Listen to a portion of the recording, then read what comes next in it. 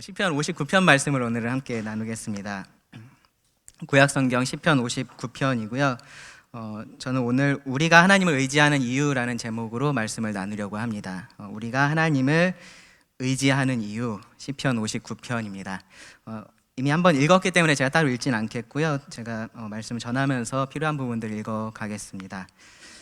살아가면서 아무것도 혹은 누구도 이렇게 의지하지 않고 살아갈 수 있는 사람은 없는 것 같습니다. 아무리 독립적이고 혼자 이렇게 자립심이 강하고 그런 사람이라도 정말로 혼자서는 그렇게 살 수가 없죠. 누군가에게 도움을 받아야 하고, 이제 그 말은 무언가를 의지하면서 그렇게 살아간다 라는 말입니다. 우리가 그런 존재로 애초에 만들어져서 그렇습니다. 그러니까 하나님께서 우리를 만드실 때 이제 하나님을 의지해서 살아가도록 그렇게 만드셨고요. 우리가 피조물들이 서로 의지하면서 그렇게 살아가도록 하나님께서 우리를 창조하셨기 때문에 이제 우리가 그런 존재로서 이렇게 살아가고 있는 겁니다. 물론 죄가 우리 가운데 들어오면서 그 의지의 대상이 지금 달라지고 있고 잘못되고 있다라는 것이 문제지만, 우리가 무언가를 의지한다라는 것이 큰 문제는 아니에요. 그게 이상한 것은 아니다라는 겁니다. 그래서 오늘날의 사람들이, 또 우리 각자가, 여러분들이 의지할 것을 찾고 또 무언가를 의지하면서 살아가고 있는 겁니다. 오늘날의 사람들도 자기가 뭔가 의지할 만한 것들을 찾죠, 그렇죠? 그래서 그것을 찾고 이제 그것을 의지하면서 그렇게 하루하루를 살아가고 있습니다. 내가 무언가를 의지한다라는 말을 다르게 표현을 하면은 내가 그것에게 내 몸을 좀 맡긴다, 그러니까 기댄다라고 표현을 할 수도 있고요, 맡긴다라고도 표현을 할 수 있습니다. 여러분들 지금 앉아 계시는 의자가 다리가 갑자기 똑 부러졌다, 그럼 어떻게 되실까요? 넘어지시겠죠, 그렇죠? 넘어지실 겁니다. 여러분들이 만약에 지팡이를 이렇게 짚고서 가고 있는데 지팡이가 썩은 부분이 있어서 갑자기 똑 부러졌다, 그러면은 거기에 체중을 많이 싣고 있었으면은 아예 넘어지거나 아니면은 순간 삐끗 하시겠죠, 그렇죠? 그러니까 우리가 무언가를 의지한다, 기댄다라고 할 때는 내가 거기에 나의 무언가를 이렇게 맡기고 있는, 거기에 기대고 있는 상태고요. 내가 얼마나 맡기고 있느냐에 따라서 그것이 무너졌을 때, 그것이 고장이 났을 때 내가 받는 충격이 조금씩 달라진다라는 겁니다. 그래서 그러한 것들 우리 실제 삶에서 생각해 보면, 우리가 실제로 의지하면서 살아가고 있는 것들, 쉽게 예로 들 수 있는 것이 돈이나 어떠한 힘, 권력이나 아니면 어떠한 다른 사람들, 나의 꿈, 내가 이렇게 잘 이끌어 가고 있는 가정, 그러한 여러 가지 것들, 이제 그러한 것들을 우리가 의지하면서 살아가고 있는데, 이제 그러한 것들을 우리가 잃게 되었을 때, 조금이라도 그러한 것들에 문제가 생겼을 때 그것이 나에게 얼마나 큰 충격으로 다가오는지를 생각해 보면, 내가 평소에 그것을 얼마나 의지하면서 살고 있었는지를 알 수가 있습니다. 그러니까 어떤 경우에는 내가 갖고 있던 것들을 잃었는데 별로 아무렇지도 않을 수도 있어요, 그렇죠? 그런 경우는 대부분 그걸 잃어버리면 다른 거 금방 갖다가 이렇게 대체할 수 있는 그러한 경우들입니다. 근데 그런 게 아니라 이것이 없었을 때 내가 정말로 크게 넘어질 수가 있고요, 내가 크게 절망하고 좌절하게 되는 그러한 경우들도 있습니다. 그러한 경우라면은 내가 그것에 정말로 내 삶 전체를, 나의 전체를 의지하고 있었다라고 말할 수 있습니다. 그래서 어떤 경우들은 보면요, 그럴 때 정말로 헤어나올 수 없는 슬픔 가운데 빠지는 경우들도 있고요, 그것을 절대로 다른 걸로 대체할 수 없다, 그래서 살아가는 것의 의미 자체를 잃어버리는 경우들도 있습니다. 그러니까 사람은 그냥 존재만 할 수 있으면 되는 게 아니라 우리가 살아가기 위해서 무언가를 의지할 것이 필요하고, 우리는 그렇게 살아간다라는 겁니다. 특별히 살다 보면은 특별히 그렇게 더 뭔가가 나한테 절실하게 필요할 때가 있습니다. 무언가를 내가 절실하게 의지해야 할 때가 있습니다. 이 시편 59편에서 딱 다윗이 그런 상황에 있었다라고 말할 수 있습니다. 정말로 의지할 것이 절실하게 필요했던 그러한 상황 가운데 다윗이 있었습니다. 그리고 이런 상황 속에서 다윗이 무엇을 의지했냐면, 누구를 의지했냐면, 잘 아시는 것처럼 하나님을 의지했습니다. 하나님을 의지했습니다. 그래서 이 하나님을 의지하는 다윗이 기록한 이 시편의 말씀을 통해서 우리가 하나님을 의지하는 그러한 이유에 대해서 같이 한번 생각을 해보려고 합니다. 그러기 위해서 먼저 이 다윗이 어떤 상황에 있었는지를 생각을 해볼 텐데요. 이 표제 말씀에 보시면 이렇게 되어 있습니다. 사울이 사람을 보내어 다윗을 죽이려고 그 집을 지키던 때라고 되어 있습니다. 사울이 사람을 보내서 다윗을 죽이려고 그 집을 지키던 때에, 사무엘상 19장에 이 장면이 나오는데요. 이때가 어떤 때냐면은 이제 다윗이 골리앗을 죽이고 나서 굉장히 그 대중적인 인기를 많이 얻어서 그 위치가 굉장히 높아졌었던 그러한 때였습니다. 이제 사울은 이제 다윗을 통해서 이제 그 군대들을 파견하고서 계속해서 여기저기서 승리를 거두고 있었던 그러한 상황이었고요. 이제 그리고 다윗이 돌아왔을 때 잘 아시는 것처럼 이 백성들이 사울이 죽인 자는 천천히고 다윗이 죽인 자는 만만이다 그러면서 이제 다윗이 아주 높아져 가고 있었던 그런 인기를 얻어가고 있었던 이제 그러한 상황이었습니다. 이제 그러한 것들이 이제 사울의 눈에 보기에 좋지 않았었죠. 그래서 사울이 본격적으로 다윗을 죽이려고 결심을 한 시점도 바로 그 시점입니다. 그래가지고 그 신하들에게도 다윗을 죽이라고 명령까지 내렸었고요. 다윗이 전쟁에서 돌아왔을 때는 사울이 이 창을 던져가지고 다윗을 직접 죽이려고 그렇게 시도했었던 바로 그때입니다. 그때 다윗이 어떻게 했었냐면은 도망했어요. 그렇죠? 집으로 밤중에 도망을 했습니다. 그러니까 사울이 자기 사람들을 보내가지고 그 집을 둘러싸게 했고 아침이 되면 다윗을 죽이라라고 그렇게 명령을 내려놓은 그러한 상황이었습니다. 그 다윗의 아내였던 미갈이 그 소식을 알게 됐죠. 그래서 밤중에 이제 다윗을 몰래 내보냈었던 바로 그 상황이 이 시편 59편에서 말하고 있는 사울이 사람을 보내어 다윗을 죽이려고 그 집을 지키던 때에입니다. 이것이 이 시편의 기본적인 배경이라고 말을 할 수 있는데요. 그래서 6절하고 14절에 보시면 다윗이 이제 그 예를 들어서 비유적으로 표현을 하는데 무슨 예를 드냐 하면 6절에 보시면 그들이 저물어 돌아와서 개처럼 울며 성으로 두루 다닌다라고 말을 해요. 그러니까 어두운 밤에 이제 그 먹을 것을 찾아서, 그러니까 자기들이 이렇게 삼킬 것을 찾아서 돌아다니는 개처럼 이제 그러한 장면으로서 자신을 이제 대적하는 자들을 묘사를 하는 건데요. 그러니까 다윗이 처했던 그러한 밤중에 있었던 상황을 생각하면은 이제 다윗이 이러한 느낌을 받았었구나라는 것을 우리가 좀 짐작해 볼 수 있는 그러한 표현들입니다. 그러니까 다윗은 굉장한 위협을 지금 받고 있었던 거죠. 생명의 위협을 받고 있었던 거고, 그게 뭐 작고 귀엽고 예쁜 뭐 이렇게 사랑스러운 그런 강아지의 위협이 아니라 이 들에 풀어놓은 그러한 야생 그러한 개들, 들개 무리들의 위협처럼 정말로 위험한 그러한 상황에 있었다라는 거죠.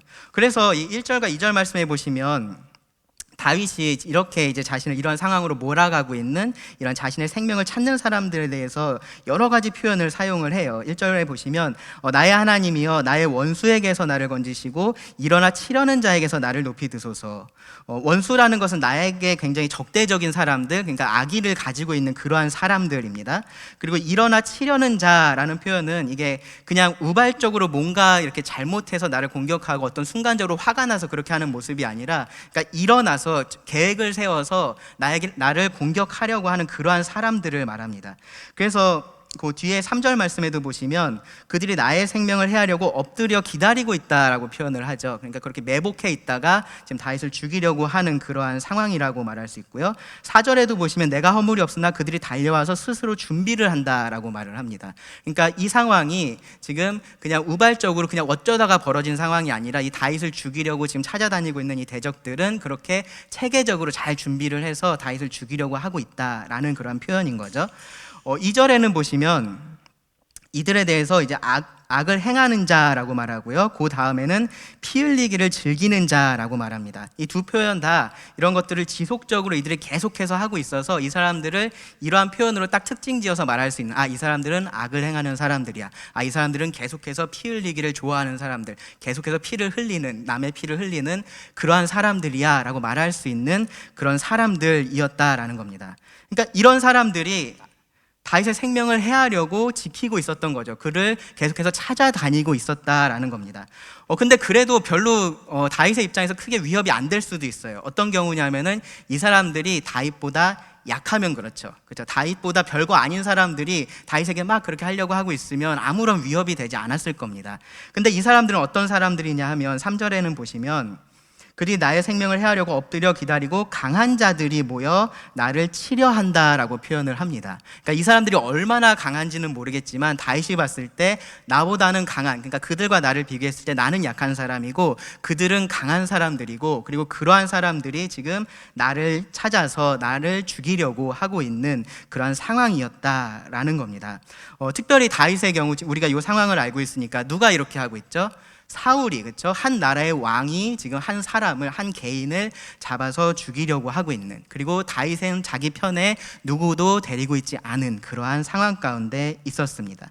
정말로 위험한 상황이고요. 정말로 두려울 수 있는 그러한 상황이었다라는 겁니다. 그런데 여기 3절과 4절 말씀해 보시면 이런 상황에 놓이게 된 이유에 대해서 말을 하는데 다윗이 내 잘못이 없다라고 얘기를 합니다. 내 잘못이 없다.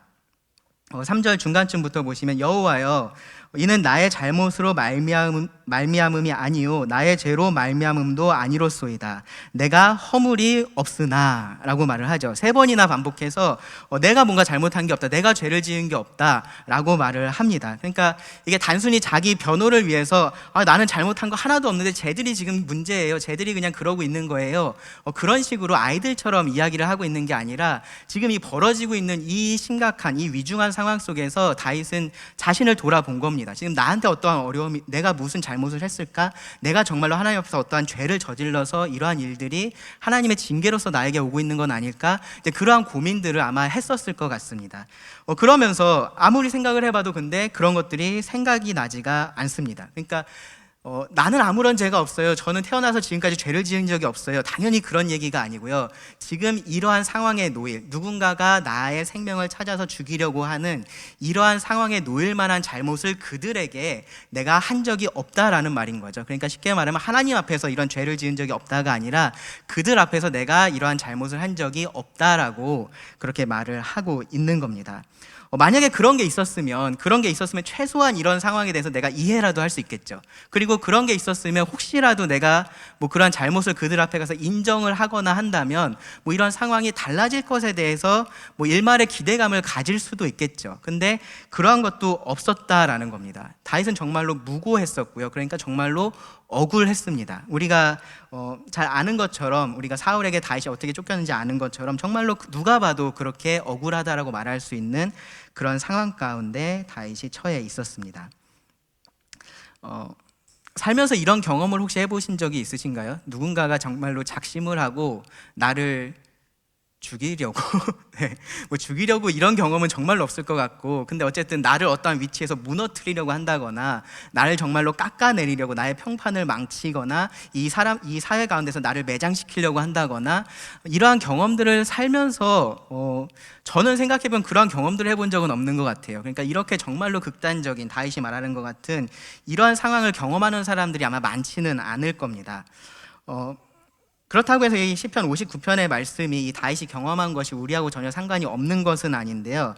이 시편을 자세히 읽어보시면 다윗도 이러한 상황을 이 시편을 쓰게 된 계기가 됐을 뿐이지 이 내용만을 가지고서 말하고 있지는 않습니다. 그래서 5절 말씀에도 보시면 그 중간쯤에 보시면 모든 나라를 벌하소서라는 표현이 나오고요. 그 다음에도 악을 행하는 모든 자들에게 은혜를 베풀지 마소서라는 표현이 나옵니다. 그러니까 이게 단순히 자신을 쫓고 있는 사람들만 지금 생각하고 있는 것이 아니라 모든 악을 행하는 사람들을 염두에 두고 있는 겁니다. 8절 말씀에도 뒷부분에 보시면 하나님께서 모든 나라를 조롱하시리이다 라고 말씀을 합니다. 그러니까 이런 것들을 통해서 일반적인 경우를 지금 말을 하고 있는 거죠.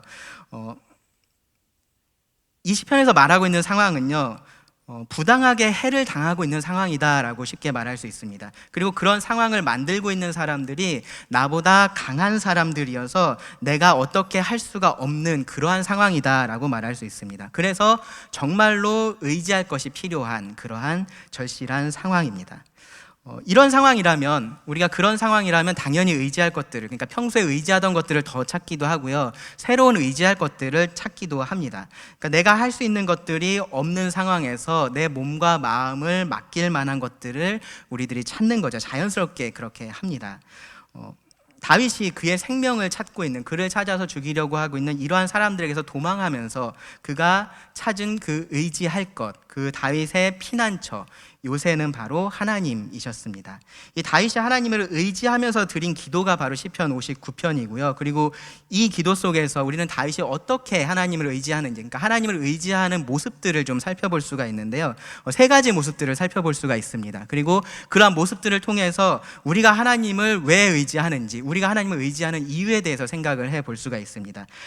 이 다윗이 하나님을 의지하는 모습은 3가지인데요. 첫 번째로는 하나님에게 간구를 합니다. 하나님에게 간구를 하고요. 그리고 두 번째로는 하나님을 바라봅니다. 그리고 세 번째로는 하나님을 찬송합니다. 하나님께 간구하고 하나님을 바라보고 하나님을 찬송하는 모습을 우리가 이 시편 59편에서 찾아볼 수 있습니다. 하나씩 말씀을 드릴게요. 먼저 하나님께 간구를 하는 말씀이 1절부터 7절 말씀에 있습니다. 아까 1절과 2절 말씀을 읽었는데요.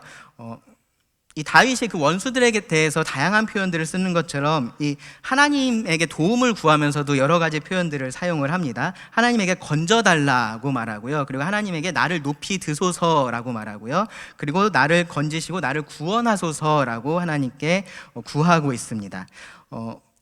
건지시다, 하나님에게 건져달라라고 구하는 것은 나에게 악의를 가지고 있는 이 사람들의 위험으로부터 하나님 나를 좀 빼내 주십시오라고 그렇게 구하는 거고요. 그리고 나를 높은 곳에 두어달라라는 것은 지금 나를 치려고 일어나고 있는 이 사람들보다 나를 더 높은 곳에 하나님께서 두셔서 이 사람들이 그러면 닿지 않겠죠, 그렇죠? 닿지 않아서 나를 좀 보호해 달라라는 그러한 기도라고 할 수 있습니다. 그리고 나를 구원해 달라는 것은 내 피를 흘리려고 하는 그러한 자들에게서 구해달라는 그러한 기도입니다. 말씀드렸던 것처럼 다윗이 이것에 대해서 잘못한 것이 없습니다. 그런데 그것하고 상관없이 이 대적들은 4절에 보시면 어떻게 하고 있냐면은 내가 허물이 없으나 그들이 달려와서 스스로 준비한다라고 말하죠. 그러니까 굉장히 적극적이고 굉장히 능동적으로 천천히 이러한 일들을 하고 있는 게 아니라 달려가서 이런 일을 할 정도로 그렇게 적극적이고 능동적으로 다윗을 지금 해하려고 하고 있는 상황이다라고 우리가 말할 수 있습니다. 그러니까 하나님에게 도우심을 구하면서도 다윗은 동일하게 하나님께서 그렇게 해주시기를 원해요. 그러니까 그 대적들이 적극적이고 능동적으로 자신을 공격하는 것처럼 하나님께서 적극적이고 능동적으로 이 다윗을 구해달라라고 구합니다. 그것이 이제 4절의 말씀인데요. 4절 보시면 내가 허물이 없으나 그들이 달려서 스스로 준비하오니 주여 나를 도우시기 위하여 깨어 살펴주소서. 여기 말씀이 약간 의역이 되어 있어요. 그러니까 나를 도우시기 위하여라는 표현이 여기 나오는데 사실은 문자적으로 말하면 무슨 의미냐면은 만나다라는 의미예요. 만나다. 그래서 이제 바른 성경 번역본에 보면 어떻게 번역을 했냐면은 일어나 내게 가까이 오셔서 나를 살피소서라고 말합니다. 그러니까 하나님께서 가까이 오시면 도우시겠죠. 그러니까 이제 도우소서라는 표현으로 이제 사용을 한 건데요. 근데 여기 가까이 온다, 이 만난다라는 표현이 사실은 이 시편 59편에서 굉장히 중요한 표현 중에 하나입니다. 하나님이 지금 마치 주무시는 것처럼 계시고요. 저기 멀리 계신 것처럼 계시고 마치 방관자처럼 그냥 계시고 계신 것처럼 그렇게 다윗에게 보였던 거죠. 그러니까 하나님 그러지 마시고 일어나셔서 내가 있는 이곳으로 좀 와서 내가 지금 어떠한 상황에 처해 있는지 하나님 좀 봐주십시오라고 말을 하고 있는 겁니다. 그러니까 이게 뭐 119나 112 같은데 전화를 해서 막 뭐 상황에 대해서 설명을 하지만 제일 중요한 건 뭐예요? 빨리 와주세요인 거잖아요. 빨리 와주세요. 최대한 빨리 와주세요인 겁니다. 그러니까 다윗이 지금 하나님에게 하나님 최대한 빨리 오셔서 제 상황을 좀 봐주십시오라고 구하고 있는 겁니다. 이 하나님의 도우심이 절실히 필요한 그러한 상황이어서 그렇습니다. 근데 5절에도 보시면 이 다윗이 동일하게 하나님에게 일어나 주십시오라고 그렇게 구하는데요. 이번에는 자신의 구원을 위해서가 아니라 이 대적들의 심판을 위해서 그렇게 해달라라고 구하는 것을 알 수 있습니다. 5절 중간쯤에 보시면 일어나 모든 나라를 벌하소서 악을 행하는 모든 자들에게 은혜를 베풀지 마소서. 그러니까 여기 벌하소서도 앞에 그 도와주시기 위하여처럼 의역을 한 거예요. 원래 단어의 뜻은 뭐냐면은 방문하다입니다. 방문하다. 그러니까 하나님께서 나를 만나주시는 것처럼 또 어디를 가라고 말을 하고 있는 거예요. 하나님, 이 악한 자들에게도 나를 지금 괴롭히고 있는 나에게 해를 끼치고 있는 이 자들에게도 하나님 방문해 주십시오. 그들도 찾아가서 그들이 어떻게 하고 있는지 하나님 좀 봐주십시오라고 그렇게 말을 하고 있는 겁니다. 그러니까 하나님께서 똑같이 이 다윗에게도 나타날 거, 다윗에게도 가까이 가고 다윗을 해하려고 하는 자들에게도 가까이 가는데 하나님의 편에 서 있는 다윗의 입장에서 하나님이 오신다라는 것은 구원의 의미인 거고 하나님을 대적하고 있는 이 다윗의 대적의 입장에서는 하나님이 오신다는 것이 심판의 의미가 되는 거죠. 그렇게 해달라고 다윗이 지금 구하고 있습니다. 그들에게 합당한 심판을 내려달라라고 구합니다. 그리고 그 심판이요 굉장히 여기 좀 한편으로는 굉장히 무자비한 그 말이라고 생각을 하는데 뭐라고 얘기를 하고 있냐면은 어떻게 해달라고 하냐면은 그 악을 행하는 모든 자들에게 은혜를 베풀지 마소서라고 구합니다. 은혜를 베풀지 마소서. 은혜를 베풀지 말아달라라고 구하는 거죠. 이런 비슷한 경우가 제가 이제 말씀을 보면서 생각났던 사람이 요나예요. 요나. 요나가 이 하나님께서 니느웨로 가서 이 하나님의 말씀을 선포하라. 이 땅이 하나님의 심판을 받게 될 거다. 40일이 지나면 무너질 거다. 이런 그런 말씀을 전하라고 했을 때 요나가 그곳에 가지 않죠. 그렇죠? 나중에 알고 보니까 이유가 뭐였어요? 하나님은 은혜롭고 노하기를 더디하셔서 이 성을 하나님께서 심판하지 않으실 것을 내가 두려워했다. 그래서 내가 가지 않았다라고 이야기를 해요. 그러니까 이 요나도 심판받을 사람이 심판받기를 원했었던 겁니다. 하나님께서 그들에게 은혜 베푸시기를 원하지 않았었던 거죠. 그러니까 그것처럼 여기 다윗도 이 악한 자들에게 대해서 하나님께서 은혜를 베푸지 않기를 원하고 있습니다.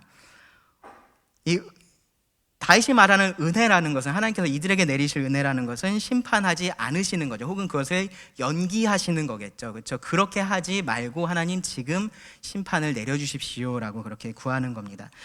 왜 그러냐면요, 이 악한 자들이 다윗뿐만 아니라 다른 사람에게도, 다른 백성들에게도 계속해서 이러한 악한 일들을 베풀고 있었고요. 그렇기 때문에 그것이 이 하나님의 백성들에게 큰 위협이 되고 있었기 때문입니다.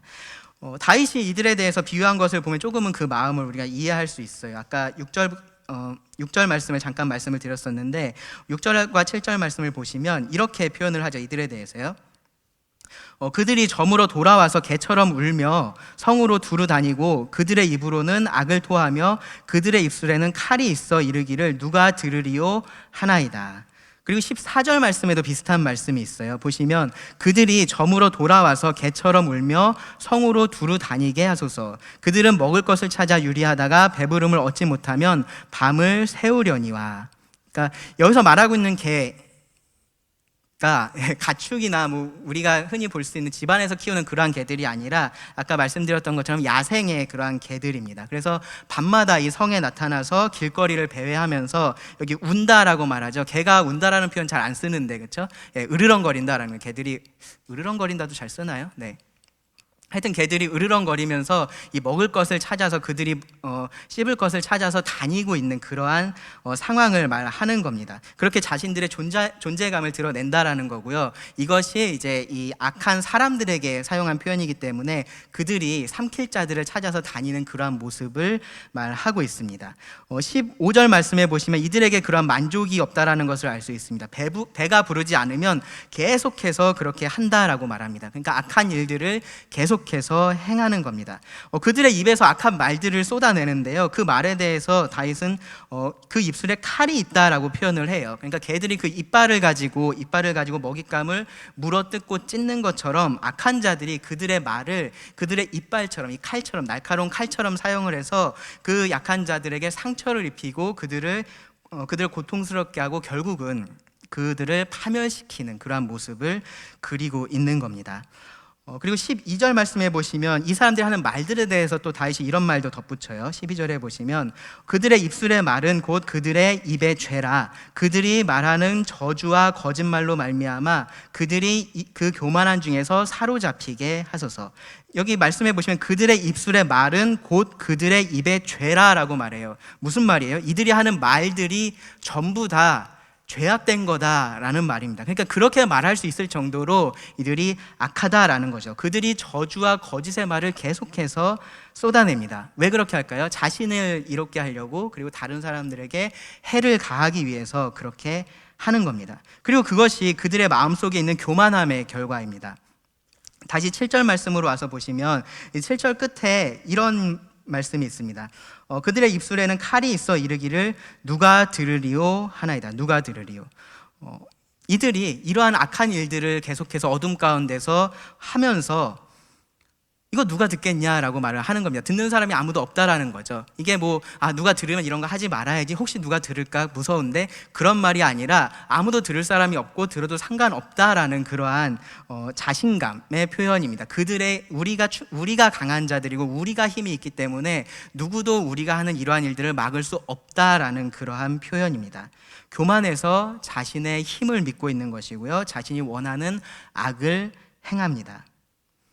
이런 자들이기 때문에 다윗은 더 이상 하나님 이들에게 은혜를 베풀지 마시고요, 이들에게는 이제 하나님의 공의가 필요합니다. 하나님의 진노가 필요합니다. 하나님의 심판이 필요합니다라고 구했던 겁니다. 다윗이 지금 이러한 상황 속에서 자신의 생명의 위협 가운데서 하나님에게 이러한 간구를 드립니다. 이러한 기도를 했습니다. 그렇게 하나님을 의지합니다. 그 이유가 뭐냐 하면요, 5절 말씀에 보면 우리가 그 이유를 알 수 있습니다. 5절에 보시면 다윗이 하나님에 대해서 이런 표현을 사용을 해요. 주님은 만군의 하나님 여호와 이스라엘의 하나님이시오니. 첫 번째로 이러한 상황에서 이 하나님께 이렇게 간구할 수 있는 그 이유는 뭐냐면요, 하나님이 그렇게 할 수 있는 힘이 있으셔서 그렇습니다. 하나님은 만군의 하나님이십니다. 만군의 하나님, 모든 군대의 하나님, 모든 힘을 가지고 계시는 그러한 하나님이시다라는 말이고요. 그리고 두 번째로는요, 그 하나님이 여호와 이스라엘의 하나님이시기 때문입니다. 1절에서는 다윗이 더 가깝게 하나님을 부르는데요, 뭐라 그랬냐면 1절 시작에서 나의 하나님이다라고 불렀습니다. 나의 하나님. 그러니까 하나님이 나하고 관계없는 분이 아니시라는 거죠. 하나님이 모든 군대의 하나님이셔서 모든 능력을 가지고 계신 가장 강하신 분이신데, 그 강하신 하나님이 나하고 관계없는 그런 분이 아니라 나의 하나님이셔서 나와 언약을 맺으신 그러한 하나님이셔서 그 하나님께 구할 수 있는 겁니다. 여기 여호와라는 표현이 5절 말씀에도 나오고요, 그리고 3절에도 여호와라는 표현이 나옵니다. 제가 말씀드렸는지 모르겠는데 이 시편 2권에서는 여호와라는 표현을 사실 찾아보기가 굉장히 힘들어요. 그러니까 1권에서는 여호와가 굉장히 많이 나오거든요. 근데 2권은 여호와가 나올 자리에 대부분 하나님이 나옵니다. 그러니까 이러한 여호와가 사용됐다라는 것은 분명히 의도를 가지고 썼다라는 거죠. 다윗은 하나님과 자신의 언약의 관계를 생각하고 있고요, 그러한 개인적인 관계, 인격적인 관계를 생각을 하고 있습니다. 내가 하나님의 편에 그렇게 있기 때문에 하나님은 나의 하나님이 되시는 거고요, 그리고 그렇기 때문에 내가 그 하나님을 의지할 수가 있는 겁니다. 그래서 이렇게 간단하게 말씀드릴 수 있습니다. 다윗이 하나님을 의지하는 이유, 의지할 수 있었던 그 이유는 뭐냐 하면, 강하신 하나님이, 능하신 하나님이 다윗의 하나님이셨기 때문입니다. 강하신 하나님이 다윗의 하나님이셨기 때문입니다. 두 번째로 다윗이 하나님을 의지했었던 또 다른 모습은 무엇이냐면 8절부터 13절에 나오는데요, 하나님을 주목한다라는, 하나님을 바라본다라는 겁니다.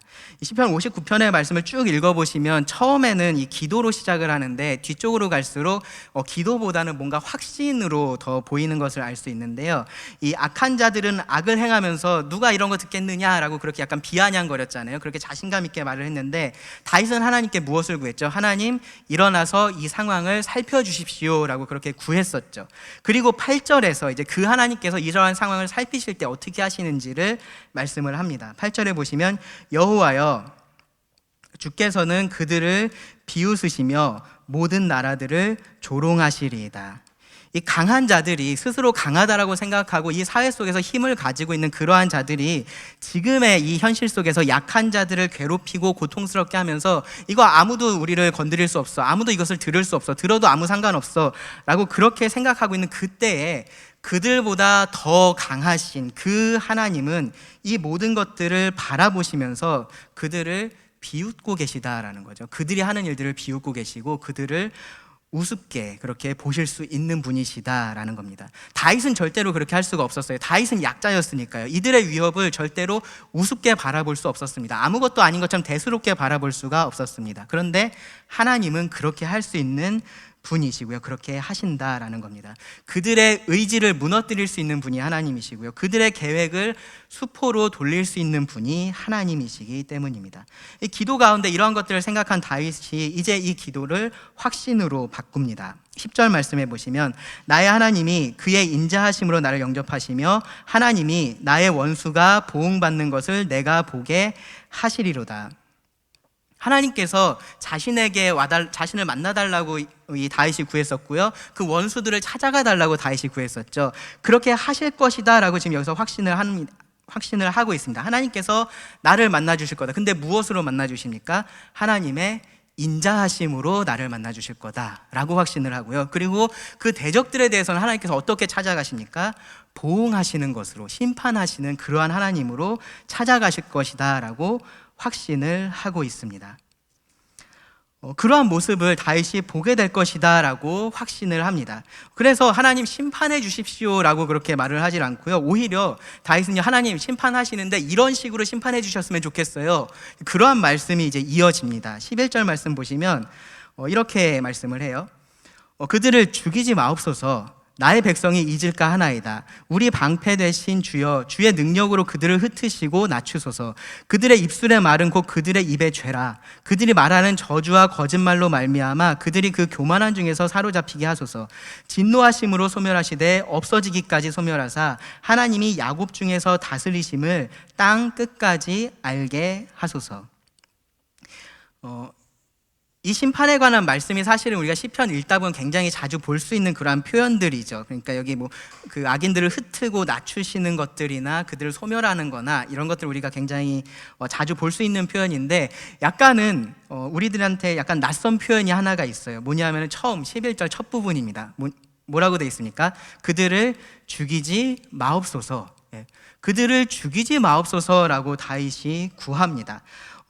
13절에 보시면 결국은 소멸하게 되면, 하나님께서 그들을 소멸하시면 이 하나님의 심판이라는 것이 애매하게 끝나진 않을 거예요. 그렇죠? 그럼 여기서 다윗이 죽이지 말아달라고 하는 이 기도는 뭘까요? 지금 이 순간에 그냥 이들을 없이 하지는 말아달라라는 겁니다. 그러니까 하나님의 심판을 점진적으로 천천히 내려달라라고 그렇게 구하는 겁니다. 그 이유가 있습니다. 무엇이냐면은 이 백성들이 잊지 않도록, 이 백성들이 기억하도록입니다. 뭐를 기억해야 될까요? 13절 끝에 나온 바로 그 말씀입니다.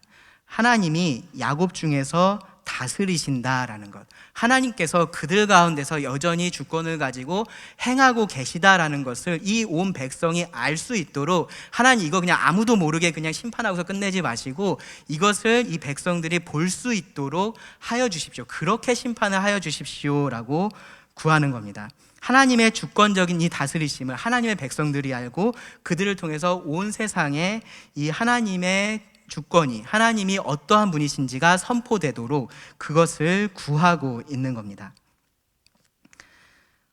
이 세상에 하나님께서 허락하신 이러한 악한 일들이 있다라는 것을 우리가 알고 있습니다. 때로는 우리가 그런 것들을 이해하기 어려워하기도 하죠. 왜 선하신 하나님께서, 왜 능력이 많으신 하나님께서 이런 악한 일들을 이 세상 가운데 줄까? 사실은 여기에 그 답이 있습니다.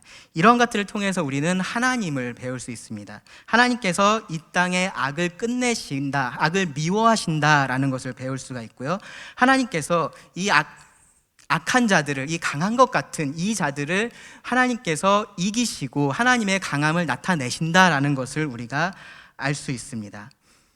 그들의 교만한 말과 행동에 하나님께서 반드시 보응하신다라는 것을 우리가 배울 수 있습니다. 하나님의 인자하심으로 하나님을 만날 자들은요, 하나님께서 긍휼히 여기셔서 은혜를 베푼 자들이고요, 그렇지 않은 자들에 대해서는 하나님은 분명히 이 악을 심판하실 것이다라는 그러한 사실을 배울 수 있습니다. 그리고 그것을 하나님의 백성들이 배워야 되고 이 세상이 알아야 한다라는 겁니다.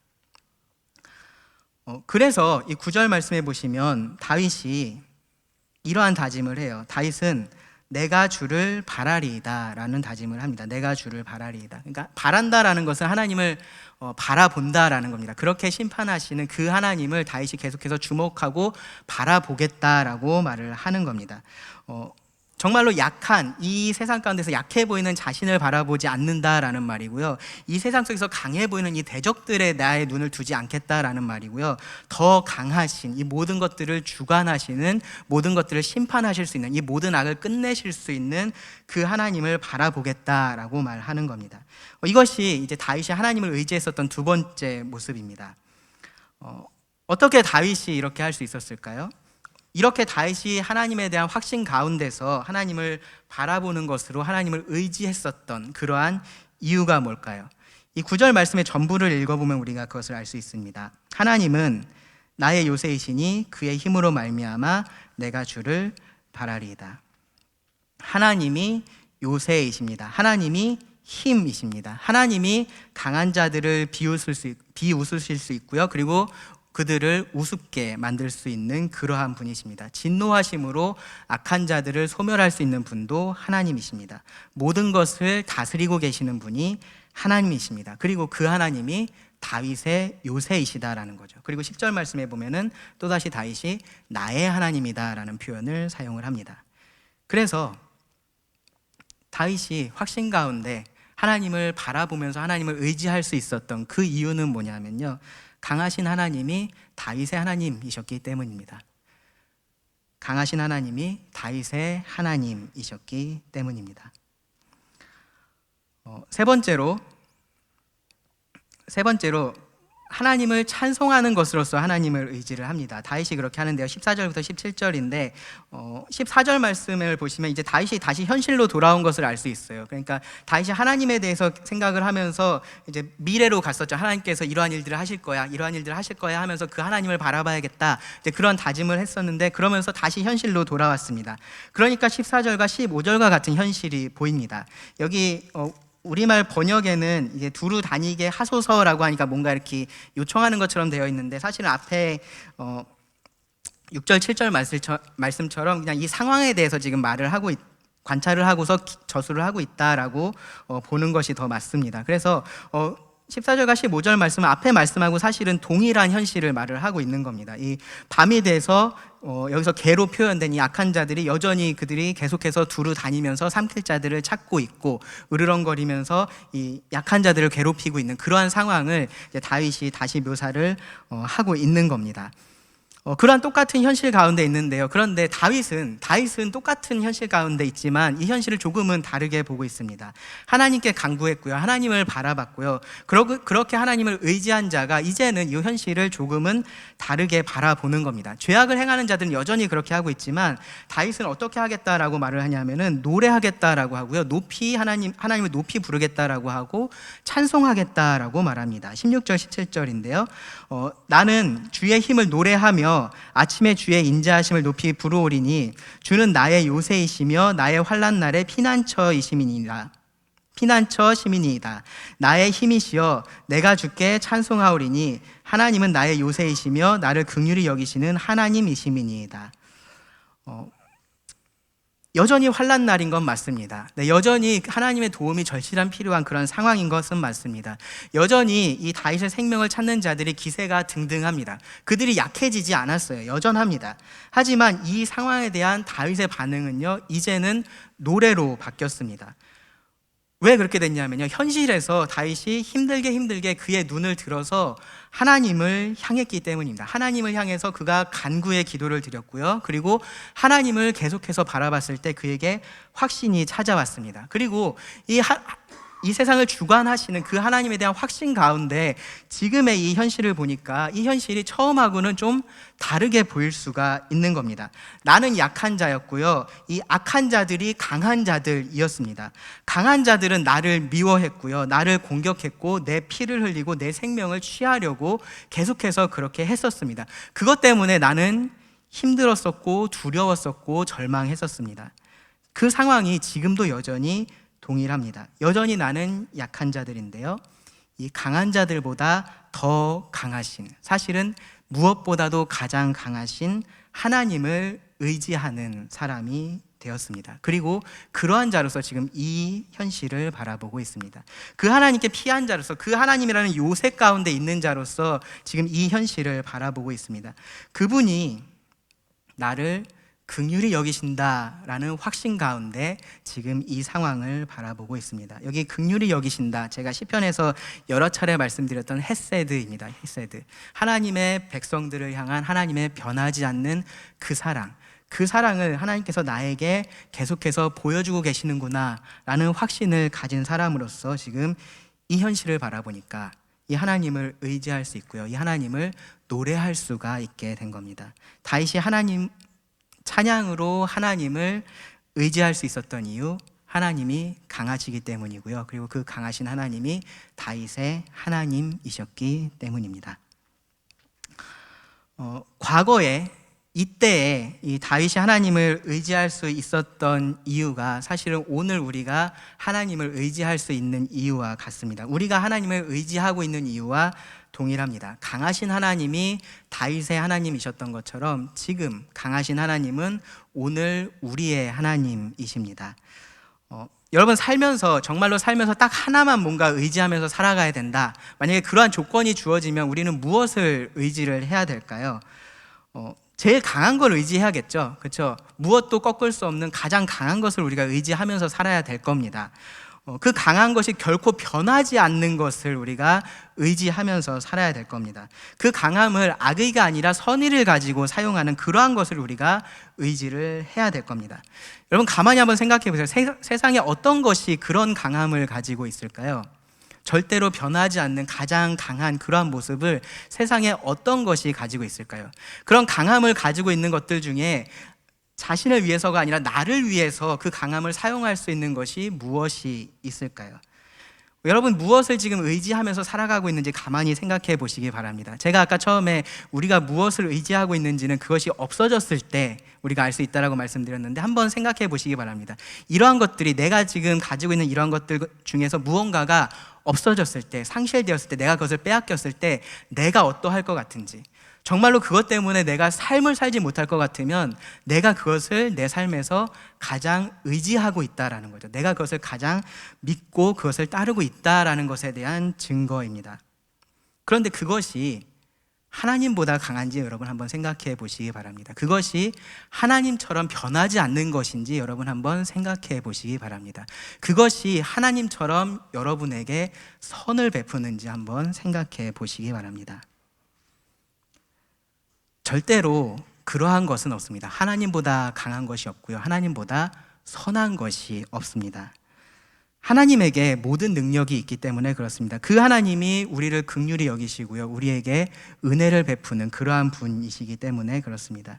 우리가 하나님을 의지하는 이유는 바로 그것입니다. 하나님이 가장 강하신 분이셔서 그렇고요. 그 하나님이 우리들에게 은혜를 베푸시는 우리의 하나님, 나의 하나님이시기 때문에 그렇습니다. 그래서 우리가 하나님을 의지합니다. 우리가 하나님을 의지해야 합니다. 이 하나님께 우리가 간구해야 되고요. 하나님을 바라봐야 하고 그 하나님을 찬송하면서 하나님을 의지를 해야 합니다. 하나님께 여러분 기대시기 바랍니다. 이 하나님께 여러분의 모든 것들을 맡기실 수 있기를 바랍니다. 정말로 이건 순수한 가정이지만 하나님이 무너지면 나도 무너진다라는 마음으로 하나님을 의지하실 수 있기를 바랍니다. 그것이 정상인 거예요. 우리가 하나님을 의지한다라고 말할 때는 그러한 의미가 거기에 포함이 되어 있는 겁니다. 하나님을 다른 어떤 것으로도 대체할 수가 없기 때문에 그렇습니다. 그것이 우리가 하나님을 의지한다라는 말의 의미입니다.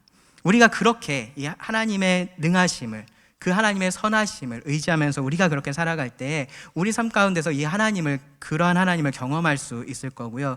그리고 그러한 하나님을 우리가 더 알게 될 겁니다. 그리고 그렇게 하나님을 알아가는 우리를 통해서 이 하나님을 우리가 이 세상 가운데서 전파할 수 있게 될 겁니다. 기도하시고 말씀을 드리겠습니다.